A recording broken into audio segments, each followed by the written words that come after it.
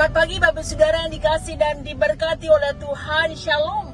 Jumpa kembali dalam sarapan rohani pagi GNHWN Base pada kesempatan ini. Kiranya saya jumpai Bapak Saudara semua dalam keadaan sehat, penuh dengan sukacita dan tetap semangat. Sebelum kita bersama mendengarkan firman Tuhan, mari kita berdoa. Selamat pagi Bapa, selamat pagi ya Tuhan Yesus, selamat pagi ya Roh Kudus, terpujilah namamu ya Allah Tritunggal. Kami sungguh bersyukur pagi ini kami boleh bangun dengan tubuh yang sehat, kami kuat, kami semangat, kami percaya semula karena kasih dan anugerah Tuhan. Pagi ini kami hendak mendengarkan kebenaran firman-Mu ya Tuhan, kami percaya kuasa firman-Mu sanggup memulihkan, menguatkan, bahkan mengubahkan setiap kami. Berfirmanlah ya Tuhan, berbicaralah bagi setiap kami. Dalam nama Tuhan Yesus Kristus, firman yang hidup kami berdoa. Amin. Bapak Ibu yang diberkati oleh Tuhan, firman Tuhan hari ini Senin 17 Maret 2025 terambil dari dua pembacaan. Yang pertama dari kitab Mika pasal 7 ayat 18, demikian bunyi firman Tuhan. Siapakah Allah seperti engkau yang mengampuni dosa dan yang memaafkan pelanggaran dari sisa-sisa miliknya sendiri, yang tidak bertahan dalam murkanya untuk seterusnya, melainkan berkenan kepada kasih setia. Yang kedua, Injil Lukas pasal 1 ayat 54. Maria berkata, ia menolong Israel, hambanya, karena ia mengingat rahmatnya.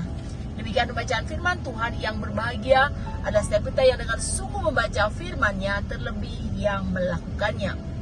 Bapak Ibu yang diberkati oleh Tuhan, setiap kita pasti ingin mengasihi sesama. Ya, namun Bapak Ibu yang dikasih oleh Tuhan, ada orang yang sudah berjanji seia sekata, sehidup semati. Namun dalam perjalanan cintanya dihianati, kasihnya dipermainkan sehingga sampai ia terluka, dan pada akhirnya ketika dia kecewa, dia dikhianati, dia terluka, di situ dia berhenti untuk mengasihi. Artinya apa? Kasih manusia bisa gagal dan bisa berhenti. Tapi hari ini kita akan melihat bahwa kasih Tuhan tidak pernah gagal. Kasih yang tidak pernah gagal. Seperti apa yang disampaikan oleh Nabi Mika, bahwa Allah sangat mengasihi bangsa Israel. Sekalipun apa yang diperbuat oleh bangsa Israel dalam pasal 1-7, begitu banyak dosa, begitu banyak pelanggaran yang diperbuat oleh umat Allah, yang membuat Allah murka dan hendak menghukum umatnya. Karena apa? Karena bangsa Israel keras hati dan tidak mau berbalik. Saya dikatakan bahwa di dalam Mika 3 ayat 4, mereka sendirilah nanti akan berseru-seru kepada Tuhan, tetapi ia tidak akan menjawab mereka. Ia akan menyembunyikan wajahnya terhadap mereka pada waktu itu, sebab jahat perbuatan mereka. Apa sebenarnya yang diperbuat oleh bangsa Israel, saudara? Ya, mereka tidak setia, mereka berpaling kepada berhala-berhala, dan tidak sampai di situ. Perbuatan dosa mereka itu, orang-orang kaya, para pemimpin itu, mereka menguasai tanah orang miskin. Dan ketika orang-orang miskin ini mengadu pada hakim, hakim itu sudah disuap oleh orang-orang kaya. Dan Mika juga mengecam ketidakjujuran mereka dalam perdagangan. Ada timbangan yang curang. Pedagang kaya memanipulasi yang miskin. Kebobrokan moral, mereka tamak, mereka rakus. Mereka tidak lagi ingat akan perjanjian Allah, tidak dihiraukan, diabaikan. Kondisi sosial juga tidak dihiraukan oleh pemerintah. Dan ini sampai kepada para nabi-nabi, ya. Mereka memiliki akhlak yang bobrok, ya. Mereka mata duitan, dan ada begitu banyak pelanggaran, dosa yang melukai, dosa yang menyakiti hati Allah. Tetapi di sini kita melihat bahwa Allah tidak pernah gagal mengasihi umatnya. Allah tetap mengasihi bangsa Israel. Dikatakan bahwa Barang siapa ku kasihi, ya ku tegur dan ku hajar. Sebab itu relakanlah hatimu dan bertobatlah. Tuhan selalu memberikan kesempatan bagi umatnya untuk kembali, berbalik dan bertobat. Tuhan mengampuni. Ya, dikatakan bahwa siapakah Allah seperti engkau yang mengampuni dosa dan yang memaafkan pelanggaran. Mika di sini menegaskan, saudara, bahwa siapakah Allah seperti engkau. Ini menegaskan keagungan, ketakjuban akan kekudusan Allah yang melampaui pemikiran dan juga pengetahuan umat. Dan dikatakan bahwa ia tidak bertahan dalam murkanya, sekalipun bangsa Israel diberikan kesempatan untuk ada dalam bangsa pembuangan, mereka dijajah bangsa lain. Tetapi Tuhan tidak bertahan dalam murkanya, dan ia melakukan kasih setia kepada bangsa Israel. Karena apa? Karena ia sangat mengasihi. Bapak Ibu, kadang kita tidak mau memaafkan ketika kita dilukai, ketika kita disakiti, ketika kita sudah sangat terlanjur kecewa, kita tidak mau memaafkan. Ya, bahkan kita menganggap ketika kita memaafkan orang, ketika kita mengampuni orang lain, itu menganggap bahwa kita ini sering gengsi, dan kita menganggap bahwa kita mentolerir akan dosa itu, kita kompromi dengan dosa itu. Saudara, ketika kita mengampuni bukan berarti kita ini mentolerir dosa, atau bukan karena orang yang meminta maaf. Tapi ketika kita mengampuni, ketika kita memaafkan, sudah artinya bahwa kita ini beres dengan diri kita. Kita terbebas dari namanya akar kepahitan. Dan kita mengalami kemenangan rohani. Sudah. Bahkan Tuhan mengatakan berapa kali kita harus mengampuni. 77 kali. Tidak terhingga, tak terbatas ketika kita mengampuni, sudah.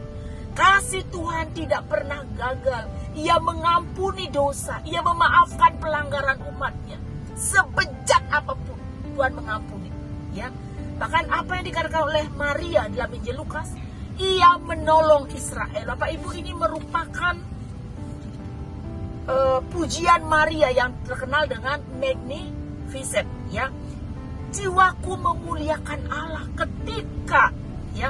Ketika Maria tahu bahwa dia akan menjadi ibu dari Mesias Yesus Kristus, jiwaku memuliakan Allah, karena Maria sungguh mencatat Allah menolong Israel, ya, bahwa Allah tidak pernah lupa dengan perjanjiannya, perjanjian Allah kepada nenek moyangnya, seperti apa yang dijanjikan Allah kepada Abraham. Dan itu berlaku sampai kepada keturunannya selama-lamanya. Jadi di sini pemahaman konsep Maria bahwa keberlanjutan kasih Allah itu kekal. Ia meresapi, ia mengakui peran Allah yang tidak pernah berhenti, yang tidak pernah berubah untuk mengasihi manusia. Dan itulah sejarah keselamatan, campur tangan Allah. Dan di situ letak bahwa keselamatan itu bukan karena perbuatan baik manusia, bukan karena kekuatan manusia, tapi semata-mata bahwa keselamatan itu adalah anugerah Allah, pemberian Allah, kasih karunia Allah. Sehingga Maria mengatakan bahwa ia menolong Israel, bahkan karena ia mengingat rahmatnya. Artinya Bapak sudah dikasih oleh Tuhan. Kasih Allah tidak pernah gagal. Kasih Allah berbeda dengan kasih manusia. Kenapa kasih Allah tidak pernah gagal? Karena apa? Allah mengampuni, mengasihi, memaafkan pelanggarannya. Dan dia tidak bisa membohongi dirinya bahwa ia penuh kasih sayang dan kasih setia. Ia menolong Israel, ia menolong umatnya, dan ia mengingat setiap perjanjiannya. Bapak saudara yang diberkati oleh Tuhan, begitu luar biasa kasih Allah yang tidak pernah gagal. Oleh sebab mari kita terus mengasihi sama kita, sekalipun terluka sekalipun, kita harus tetap mengampuni tanpa batas. Dan mari kita nyatakan kasih itu karena Allah terus selalu menolong kita, dan Allah yang selalu mengingat akan perjanjiannya dalam hidup kita. Terpujilah nama Tuhan. Amin. Saat teduh untuk kita. Betapa besar kasih pengampunanmu Tuhan, tak kau pandang hina hati yang hancur. Ku berterima kasih kepadamu ya Tuhan, pengampunan yang kau beri pulihkanku. Ya Tuhan, hamba-Mu yang terbatas ini berhenti berbicara. Bila kuasa firman Tuhan yang tak terbatas itu kiranya bekerja lebih jauh lagi dalam hati dan nurani kami. Ya Tuhan, kami sungguh bersyukur karena Engkau tak pernah memperhitungkan pelanggaran-pelanggaran kami. Karena Engkau Allah yang tidak pernah mengingat dosa-dosa kami. Sungguh Engkau Allah yang penuh dengan belas kasihan, kasih karunia dan pengampunan.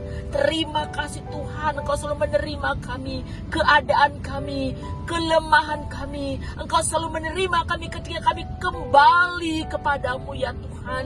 Engkau menolong kami dan Engkau tidak pernah lupa dengan setiap perjanjian-perjanjian-Mu terhadap umat-Mu. Terima kasih Tuhan, kami bersyukur karena kami menjadi anak-anak tebusan-Mu, orang-orang pilihan Allah. Ya Tuhan, ajar kami untuk selalu mau mengasihi sesama kami dengan mengampuni mereka, memaafkan mereka, menerima mereka, dan kami mau tetap berpegang pada setiap janji-janji Tuhan di dalam setiap kami. Bila kami dipulihkan dan kami mengalami kemenangan dan tidak ada lagi celah untuk ini intimidasi kuasa kegelapan untuk mengintimidasi kami, dan kami dilepaskan, kami dipulihkan dan kami diberikan kemerdekaan, kemenangan atas kehidupan kami. Terima kasih Tuhan, berkati seluruh jemaat Tuhan Gelangning yang Bianbase dimanapun mereka berada. Yang sakit kiranya Engkau menyembuhkan, yang sedih kiranya Engkau menghiburkan, yang beban berat Tuhan berikan kelegaan. Dalam setiap keluarga, rumah tangga, anak-anak tumbuh kembang, pergaulan, berkumpul akan teman hidup, jodoh, keturunan, sakit penyakit, masa depan, masa tua, pekerjaan, keuangan. Kami berdoa Tuhan, kami percaya bahwa kuasa Tuhan tidak pernah berubah. Bahkan mujizat Allah masih terjadi sampai hari ini. Kami percaya bahwa setiap kami mengalami lawatan Tuhan pada pagi hari ini. Terima kasih ya Tuhan, berkatilah terus jemaat Tuhan, khususnya Gelangning yang Bianbase, Ibu Pendeta dengan seluruh majelis jemaat bersama dengan Ibu Vikaris, diberkati oleh Tuhan. Dan kami terus berdoa untuk pemerintahan bangsa kami, kiranya Kau terus melawat Indonesia dari Sabang sampai Merauke dengan damai sejahtera yang daripadamu ya Tuhan. Dan doa syukur dan permohonan kami Tuhan, kami berdoa di dalam nama Tuhan Yesus Kristus, kekasih jiwa kami, dan kami mohon berkat daripadamu ya Tuhan. Tuhan memberkati dan melindungi Engkau, Tuhan menyinari Engkau dengan wajahnya dan memberikan Engkau kasih karunia. Tuhan menghadapkan wajahnya kepadamu dan memberikan Engkau damai sejahtera sekarang ini sampai selama-lamanya. Amin. Bapak Ibu Saudara yang dikasih dan diberkati oleh Tuhan, demikianlah sarapan rohani pada pagi hari ini. Kiranya boleh menguatkan dan memberkati kita semua. Selamat beraktivitas, tetap semangat. Tuhan Yesus memberkati. Shalom.